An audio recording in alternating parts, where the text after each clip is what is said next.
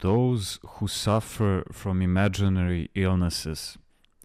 A greater sickness than the fear of germs is for someone to imagine that he has some sort of sickness. Such a debilitating thought creates anxiety, worry, loss of appetite, loss of sleep, the need to take medicines, and in the end, an actual illness, when in fact the person was well to begin with.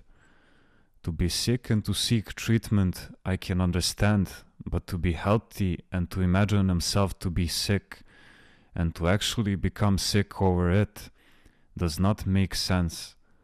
For example, while one is actually strong in body and spirit, he begins to imagine that he is sick and unable to do anything because he has believed in his thought that tells him that he is not well, causing him to waste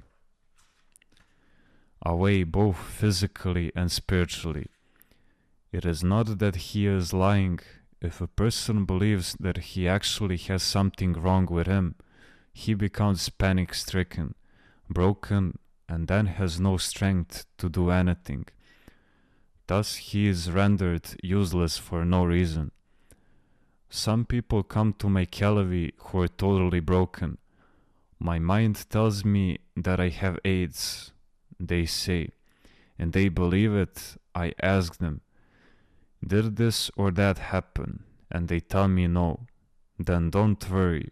Go and be examined by a doctor so you can get rid of that negative thought. To this advice, some will say, what happens if I am examined and they find that I do have AIDS? Some will not take my advice and will continue to torment themselves. In contrast, those who do listen and are examined see that they are not actually sick, and their whole life changes and is restored.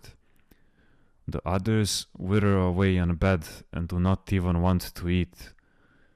You may happen to have AIDS, but for God there is no difficult problem. If you can try to live more spiritually, if you repent and go to confession, if you receive Holy Communion and so forth, you will find some help. How does one start imagining that he is sick? One begins gradually to cultivate this imagination. Often there may be some physical cause, but it is rarely anything serious. Then the imagination adds to it and magnifies it. When I was in the monastery of Stomian, I knew of a family man who imagined he had tuberculosis. He did not even allow his wife to come near him. Don't come near me, you will catch it too, he would say to her. The poor woman would hang a basket of food on a long pole and would give it to him from a distance. She was devastated. His poor children could only look upon him from afar. Of course, he really had nothing wrong with him, but because he was not out in the sun but remained constantly in bed and covered up, he had become yellow and simply believed that he was sick with tuberculosis. I got up and went to his house. When he saw me, he said, "Monk, do not come near me. I have tuberculosis and you may catch it too and transfer it to the monastery." "Who told you that you have tuberculosis?" I asked. His wife brought some sweet walnut to serve me. So I told him, "Now open your mouth and be obedient."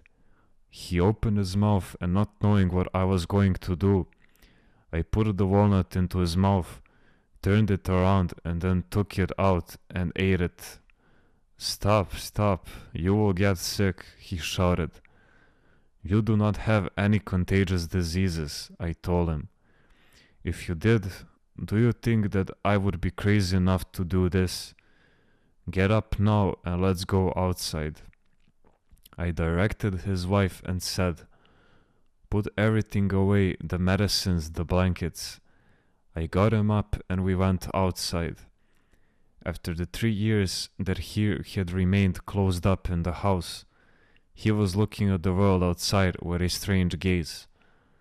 Later on, he returned to his work and got back to normal.